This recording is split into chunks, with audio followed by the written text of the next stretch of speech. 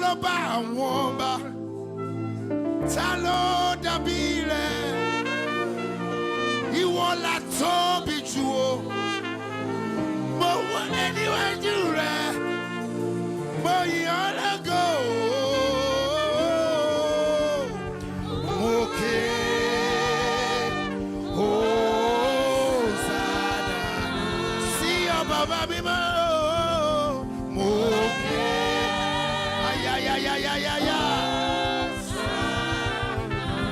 Salo dabire, you want about woba. Salo dabire, you want la tobi ju, mo wole ni waju boy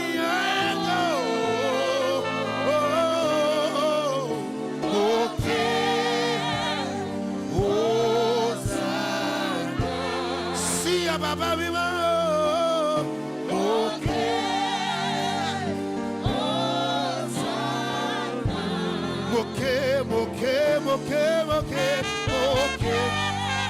Hey, okay, Osana.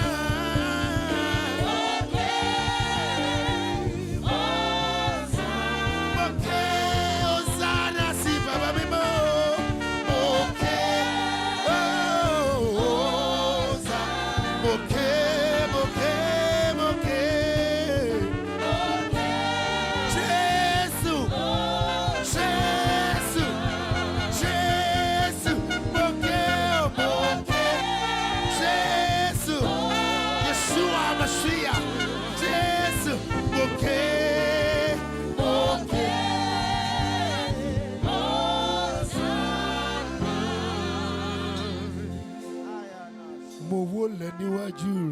Jesus.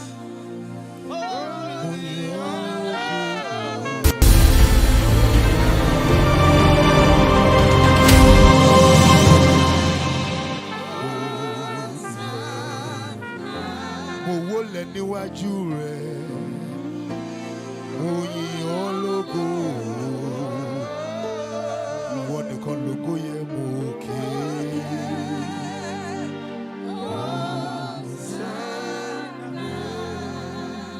Bow down and worship Him, Jesus. Bow down and worship Him. Oh, Jesus. Oh, worship Him. Oh, worship Him. Bow down and worship.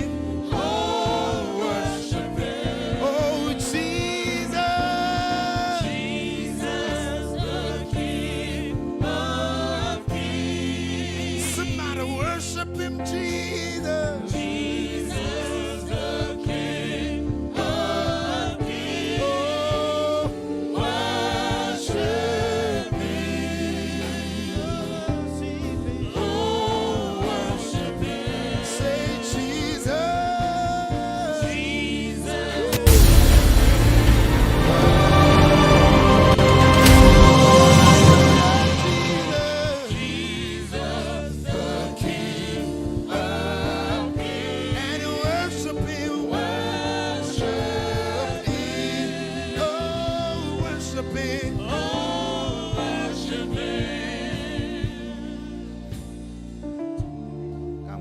back to that song, Ọlọ́run tó lágbára? Can we go back to that song? Ọlọ́run tó lágbára o, òṣùbà rẹ̀ máa rẹ̀ o.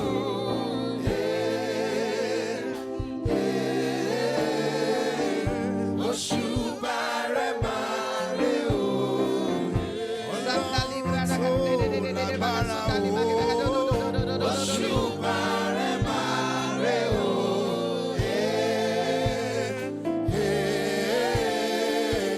Òṣùbà rẹ̀ máa rẹ̀ o. Agbanilágbàtọ́ ni a o.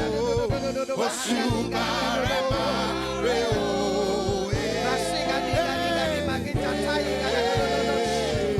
Òṣùbà rẹ̀ máa rẹ̀ o.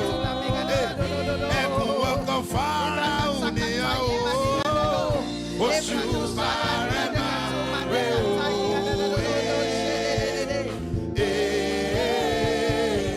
Òṣùbà rẹ̀ máa rẹ̀ o. Alágbára gíga gíga gíga gíga gíga gíga gíga gíga gíga gíga. Òṣùbà rẹ̀ máa rẹ̀ o.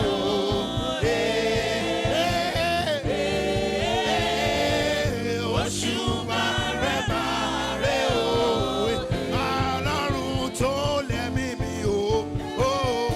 Òṣùbà rẹ̀ máa rẹ̀ o.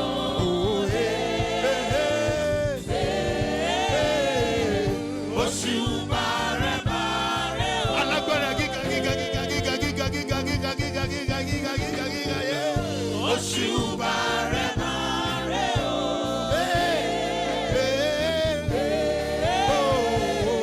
Òṣùbà rẹ̀ máa rẹ̀ o. Ọlọ́run tó lágbára o. Òṣùbà rẹ̀ máa rẹ̀ o.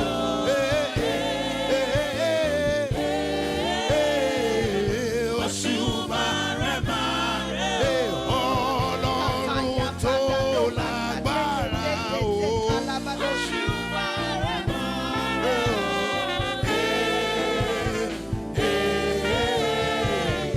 Òṣùbà rẹ̀ máa rẹ̀ o.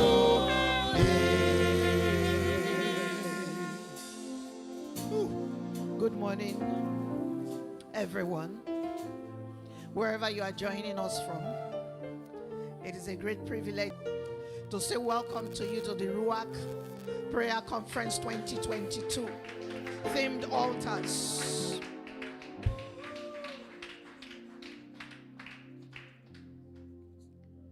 This session, as you all know, is coming to you live from Lagos, and this conference will run through the course of 3 days. The rest of the sessions today and tomorrow will be online, virtually only. And then on Saturday, if Jesus tarries, we'll gather for the in-person final or grand finale of the Ruach Conference 2022. Hallelujah. There's so much to say, and there is just not enough words to say them. So how about we go back into the language of the Spirit and just worship God. The Kalima Gidadudos. Ebradidadi Mahindali Galagatata Ye Kelebrado Sokoto Yumadikata Yigas. Ezetete ye madikata liga de badashi. Ejam patula mega dagade. Ebrado sokoto yumadis. Zegedegedegedege dadi badikatila mega dikatusha labrada dodos. Bekata yimadiga dagatata yimadiga dadados. Ebrakatuke magakaku. Igabikataka magatuta liutu labrada dadus. Ebreketeka mekataka. Gatapatu sanima gadagototo yobratu sende. Eshakatoka toka la geda gabatos abratsantaya makata kaka jebranda segede magutaka igada batuta teye medega dega dadosh brasakanda le megedege katukaluba igala magade kaka tulamiga duga brada masandali gadodosh brateka keke kaluma gatatuya e brata sandala madeke te brasukata dayima dikatali bradoto sotto lubrada dadesh jekatatoto yomedeka Yima Gadadosha, Brasete, Zepratusa, Izakida Mata, Zekatoda, Jebradisa Nima Gadaduko Toko Lobraduse, Kakakato Madika Takaka Liga da Guato Soto Lobradis, Igada Mahanda Liga Lagados. We honor you, Jesus. We honor you, Jesus. Thank you, Jesus. In Jesus' mighty name. Amen. For at least 2 months, we've been talking altars on and off to prepare us for these 3 days. Because the idea is this is not the day that we begin to tell you what an altar is. So I believe since March, we have been on this journey of explaining to us what it means to raise an altar before God. And this morning, as I was asking God a number of questions. And I'll just share with you what He's put on my mind to lay the foundation upon which we will build this next 3 days. The question I asked Him, and most of you know that I've been asking Him, is why us? Why us? And He keeps responding, giving me the same answer over and over and over. But I find the need to keep asking Him why. I keep asking Him why, not because I haven't heard Him give me the answers, but because with each step deeper into this thing, I feel like I shouldn't be in it. And so I am compelled to ask Him again, why? This morning I want to talk to you about the power of reversals. The power of reversals. Please sit down. If you're in the room, sit down. The power of reversals. That's what I'd like to talk to us about. And in the middle of them, we will stop and pray if the Holy Spirit so directs for us to do.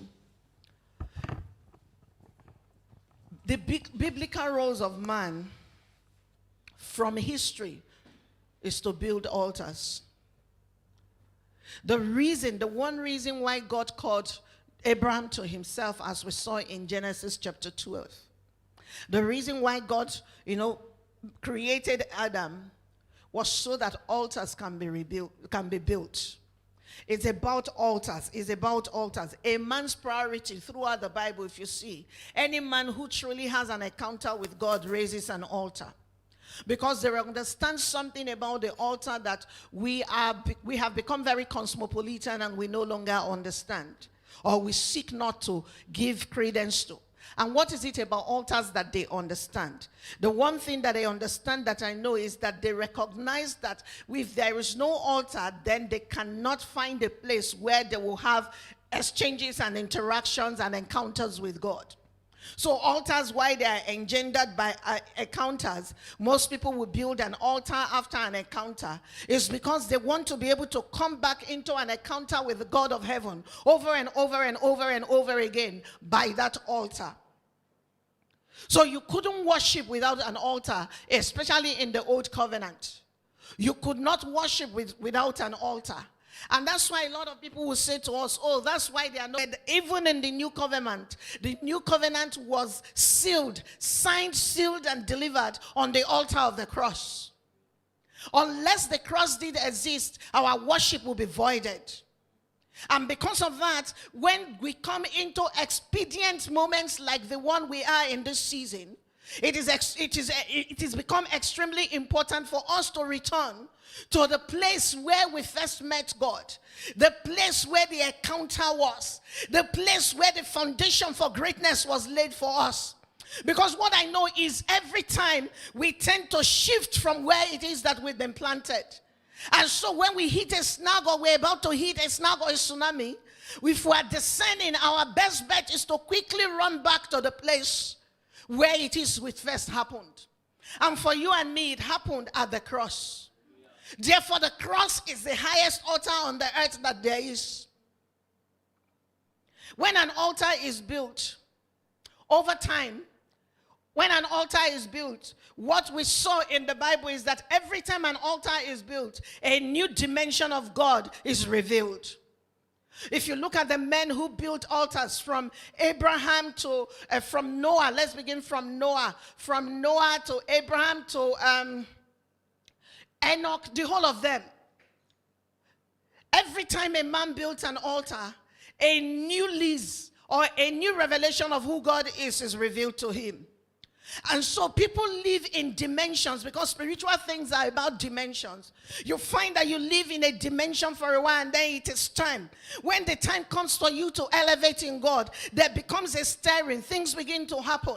And then you find yourself positioned in a place where the only thing that can be guaranteed is an encounter if your posture is right. And the moment you get into that encounter, guess what happens next? Another dimension in God is revealed. And so because of the dimension in God's identity that is revealed to you, you find yourself elevated, better equipped, and able to do life at the new level or the new dimension until the cycle comes round again and it is time again to elevate. So every time in the Bible a man got into the place of an altar, a new lease or a new identity or a new dimension is God is open to the man. And so if you ask me what it is that we are going to be taking out of this, one of it is that God is set to reintroduce himself to us. And no, he's not going to be reintroducing you to you based on what you had known in the past. What's going to happen is this new introduction is going to open your eyes to see God in a way and a manner that you had never seen him before. Altars are what we can call monuments of divine contract. You need to understand that an altar is a place of a divine contract. It is a pivotal point of supernatural activity. Every time you find a man before an altar, you can be sure that something supernatural is either had happened there or is about to happen. And so because of that, when God started to speak to us in this house about altars, I had to sit down and listen. And I had to sit down, I had to put aside prejudices because my mindset is always be who needs an altar. But the more I allow him to speak into my eyes and open my eyes to see who he is, the more needful I have realized that at this season, whether as an individual, as a family, or as a nation, we are in dear need of a brand new altar. At least even if it's not brand new, let's repair that one that used to work. So altars are monuments of divine contract. They are pivotal points for supernatural activity. What that means is that when a man chances upon an altar and he stewards or attends to the altar well, the thing that you can be sure is that it will invoke the attention of heaven. Altars are how men got the attention of heaven in the Old Covenant. Altar is how Jesus got the attention of both men, even the unbelievers at the cross agreed that Jesus is God. There is something about an altar when you steward it right that just changes. It changes the dynamics of how we see God and how God will do with us. And so my thing is this week or this weekend, one thing that I'm sure about is that we would invoke the attention of heaven so that we can provoke some things that only heaven can do. In the name of Jesus. Something else I want to quickly release to you about altars is empty altars do not command heaven's attention. I tell you, the reason why our generation is afraid of altars is because our generation is a generation that does not understand sacrifice. And because we do not understand sacrifice, we shy away from anything that would make an extra demand on us beyond what we think we should be doing. And so once a man or a woman is brought into the place where the Lord is saying, I need more, I need more, you see us drawing back. Because how can you put yourself out like this and not be afraid that you will be called to account for what you have put yourself out for?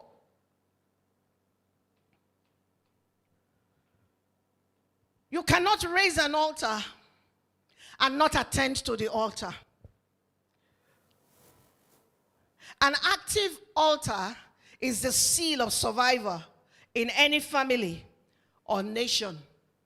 Let me say it one more time. An active altar is the seal of survivor in any family or nation. If, for instance, you are a family where prayer is the altar, one of the altars that God has given you, a prayer altar, and you neglect that altar, and your children do not see the need to pray. Here's the thing, no man goes around in a void. All of us bow to something. And if we neglect the altar that God has called us to, what tends to happen is our children will build other altars. They will build whatever is attractive to them. And that was the simple reason will be because we used to own an altar, but we stopped attending to that altar. And because we stopped attending to that altar, things will break down ultimately. But beyond building new altars is the power to confront old altars. There are altars that exist in bloodlines, altars of iniquity. Deliverance really, in one word or in one sentence, is the pulling down of altars. That's what deliverance is. Those who are in what they call the deliverance ministry, and every believer ought to be in the deliverance ministry, because the Bible says you lay hand on the sick, you can decree a thing. Every single person who claims to be in that ministry has one assignment and one assignment alone: pull down every evil altar that is in operation in a man's life and give them a new lease of life that comes with a fresh understanding of the identity of heaven. What the Lord, the mandate is for me concerning whether your life or Nigeria in this season, is to help us see who God is over us. To reintroduce God, I'll give God, provide an opportunity so that God can come and reintroduce himself. Give us a fuller revelation of who he is. Concerning Nigeria, for instance, that he is the God who is the governor of the nations. There is absolutely nothing that can happen on this nation and in the earth for that matter that he doesn't know about. He's the one that sets the parameters in place. But like I told us today, I want to talk to us about what? The power of reversals. Because altars are places where reversals happen. I said to us before I said this last thing, that more than building new altars is pulling down the ones that existed before. Because you can't come and attempt to build a brand new one on top of what you haven't broken. 2 days ago, I was talking to God about this, and it looked like he showed me that altar, 2 altars, the one that split in 2 because on account of what the word of the word of the man of God, and the altar split in 2 and the ashes poured out. Then he showed me another one. That's one that Dagon fell on his face and broke into pieces. And he said to me, he said, until that happens, this cannot happen. That's why over the last 2 months, if you've been in this circle, you would have heard me talk about these things. And the reason why I kept talking about them was to sensitize you so that you don't come to an event. So you come to an experience. Altars are places where the personality of God is manifest the most or revealed. They will say to you that at every altar there is an exchange. And the thing about altars is they don't, not just because we are in church or we are in the body and we're mentioning altars does not mean that every altar is godly. God made introductions of a new agenda of himself, his kingdom, and his work at altars. When he called, what's his name? Abraham in Genesis chapter 12, he took him through some things. And then he said to him, this is what I'm going to do to your seed. Genesis chapter 12. There's always activity around the altar. There's order around the altar of God. There is worship and praise around the altar of God. There is no man who comes to the altar of God that cannot worship. Because we always think that worship is about the song. But worship is beyond the song. Worship is how, pay attention to me, worship is how a man gets comfortable with the altar of God. You see, when you get in worship, it's not so please God per se. You get into the place, especially when we say that one that we call praise, where we dance and we lift hands and we do all of those things. It is to loosen you so that you are comfortable around the altar of God.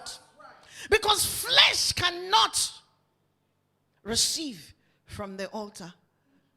So the Lord put the order of worship. That's why Psalm 100, enter his gates with thanksgiving and his courts with praise. Because you need to get yourself ready. Because when you get in the courts, the altar is there. And how dare you if you are not comfortable? Think about it. People that you know, when you meet people and you're uncomfortable around them, do you let yourself go?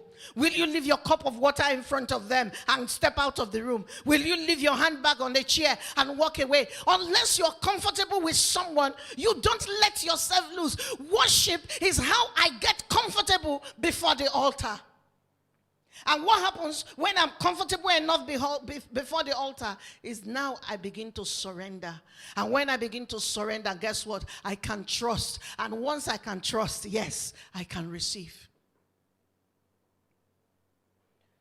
So I asked God, I said, why? And he said something very profound. He said, Bidemi, I said, sir. He said, altar life is about availability. The reason why it's you is because you are available.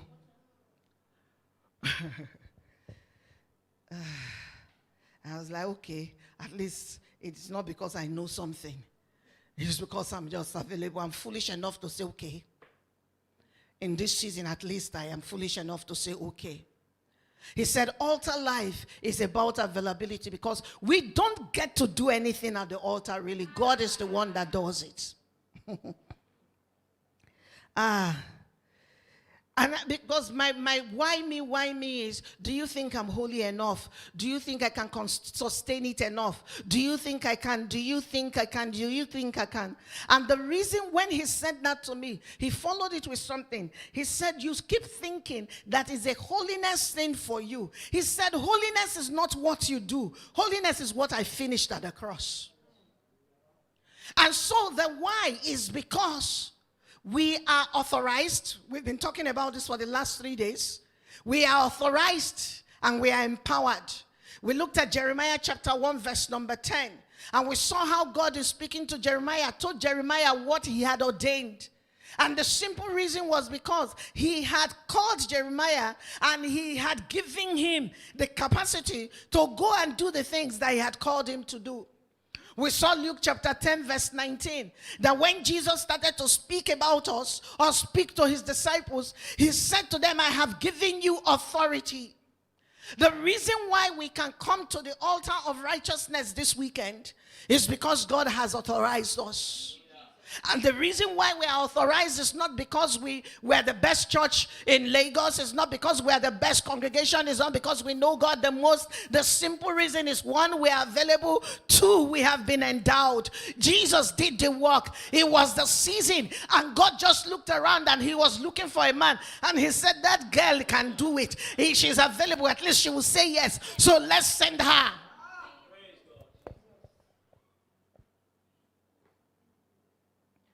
One of the things that's kept making me go back to God to say, is there not another way? It's because I know that when you come to the place that's called an altar, there's bound to be a confrontation. And I felt like I've had too many confrontations back to back lately. I do not want another confrontation. So as you step in, just remember. But when he said to me, he said, it's not what you do, it is what I had finished. It occurred to me that no matter what it is, even the end he had ordained by himself. But I told you that I wanted to talk to you about the power of reversals. I found that in Exodus chapter 34, when God told Moses to bring the children of Israel out of Egypt, and they had come out of Egypt and they were around the mountain where what's his name? Moses went up to receive the 10 commandments and he came down. When they were at Mount Sinai, while they were there, God gave Moses an instruction. Because at this point, whether Moses made it into the promised land or not, Here was what was said. The people were on the verge of a promised land.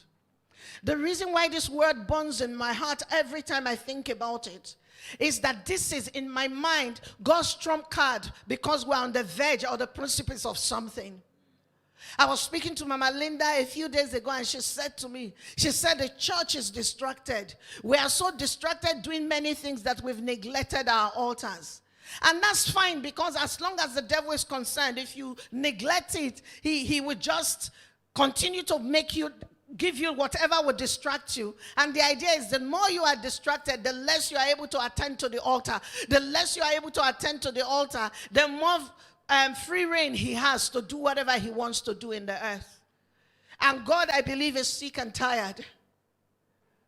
Because what has happened when we abandon our altars is that we have not manned the gates. And so the devil is running around doing the things that he doesn't have the power to do if we had been standing where we were supposed to stand.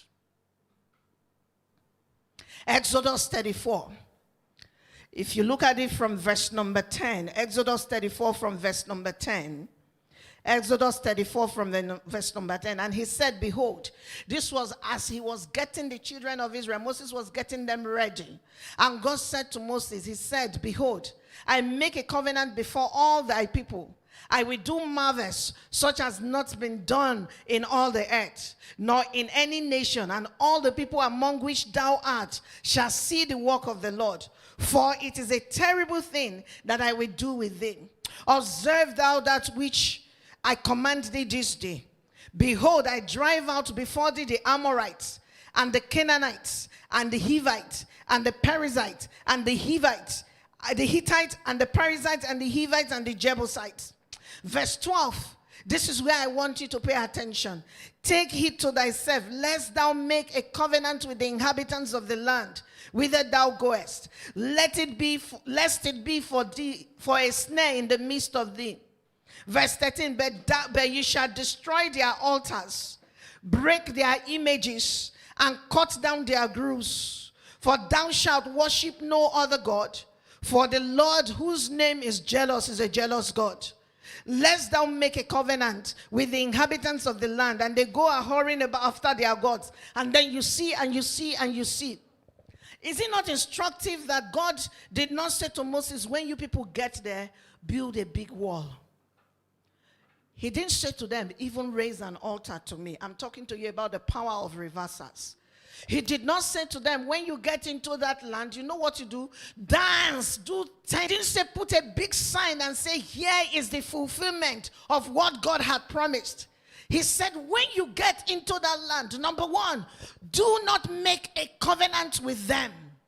But what you should do instead is break down their altars. Because God knew something that I want us to see today. We say, I'm just going with them and not like them. I don't do what they do. I'm just amongst them. A man has to belong somewhere. That's why I belong here. You know, I have to have a shell. I have to have a housing. That's why I find myself here. And God says, if you find yourself in that place, make it your assignment. Even if you can't physically, in today's language, go to where they are erected and break them down. Do the work before you leave your house, and make sure that you have voided their altars.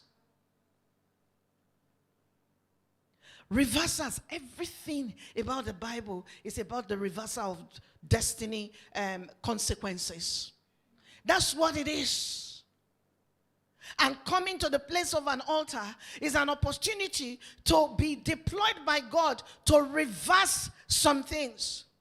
He said to Moses, he said, look, if you enter a covenant with them, then the things you will find ultimately is that your sons will marry their daughters. No, first and foremost, he said, if you enter a covenant with them, the first thing that will happen is that they will go to their altars and make a sacrifice. When they go to their altar and make a sacrifice, what you are going to see when that happens is that you will find that they will bring the meat to you. And since you have entered a covenant with them and you cannot pay attention to me, you cannot offend them, what's likely to happen is you will eat from it. And he didn't say that the meat will ensnare you. That's not what happens. It's just that when you get to the place where you are bonding over their meals, you will do other things with them. He said the next thing would happen is that you will find that your sons begin to come home with their daughters. And once your sons begin to come home with their daughters, he didn't say don't marry them because they are bad people. He said, but when your sons marry their daughters, the next thing that is going to happen is you will find that their daughters will go after their own gods and their altars. And whatever they do there, your sons will follow because their daughters will influence your sons. And so he didn't say don't marry them. That was not the answer. The answer was destroy the altars so that if they don't have that place to worship anymore, if they don't have those altars, then life can go on as it ought to go on. Reverse us. He said, I've given you this land, but you see this land has been ceded. This land has been ceded to something. This land has been dedicated to something. I went this morning, I just rushed. I did a quick rush. I said, actually, where did the name Nigeria come from, Pastor Seth? And they'll say, oh, it was named after a river, the Niger River. I was like, okay. I see. How can it be named after a river?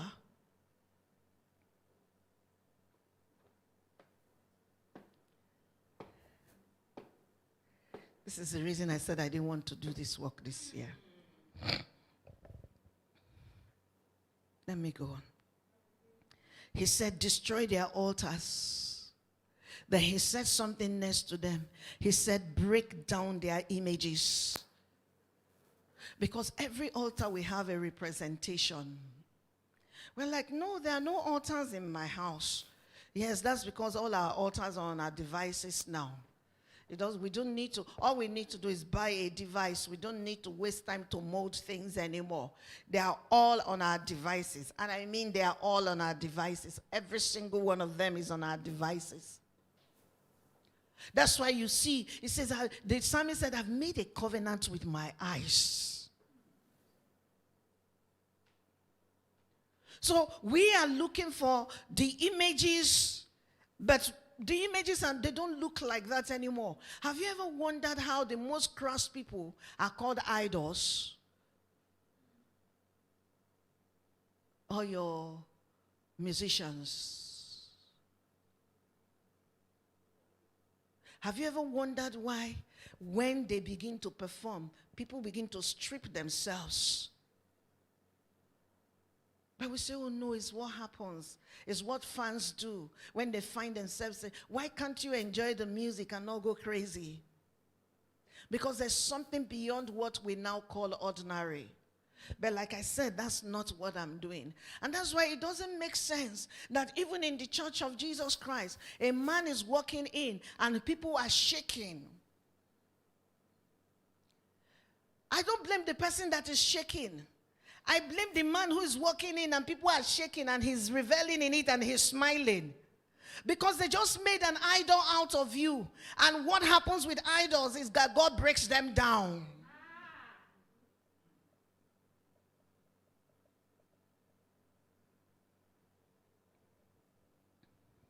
He said, lest you make a covenant when they go a-whoring after their gods and sacrifice to their gods, and you are invited to eat of their sacrifice. Lest your sons marry their daughters and make your sons go a-whoring after their gods. Effectively, their altars will not be a problem if you destroy them once you come in, so that you don't find yourself in the place of mixture. The deadly thing about the things, the altars that our generation is bowing to, is that the altars that our generations are bowing to no longer take libations of blood. They don't, because if they were that messy, I wouldn't be around them. Yes, they just draw blood in other ways. What this means is that God makes sure that they put themselves out of the danger of divine contracts with the foreign gods by instructing his people to pull down their altars. The point of this particular session is to let you understand that there's nothing we can build unless we pull down that which has been built before. There is nothing that we can build unless we pull down that which has been built before. There's absolutely nothing, the sheet of paper that we painted. The cycles in our lives, our families, our nations, the cycles of pain, the cycles of iniquity, the cycles of indignity, the cycles of unrighteousness can no longer be ignored. We can no longer overlook them. We can no longer avoid them. We can no longer not confront them. Of these many things, I didn't ignore them. I knew they were there. I just avoided them. My thing was, if I don't go poking my finger in their eye, they would leave me alone. That's what I thought. But you see, that was because I was ignorant enough to think that if we don't trouble them, after a while they will die. And that's because I was ignorant to think that that thing is still not fed by those who benefit from it. And so every day concerning our nation, for instance, we say corruption cannot die in Nigeria. The only reason why it can't die is because there are people whose commitment is to feed it. And so we say, okay, I'm just going to avoid it. I won't talk about it because I don't want to be the fanatic in their midst. I'm just going to avoid it, but as long as you're avoiding it, they are feeding it. It's growing bigger and bigger and bigger, and it's swallowing things up that belong to you and me.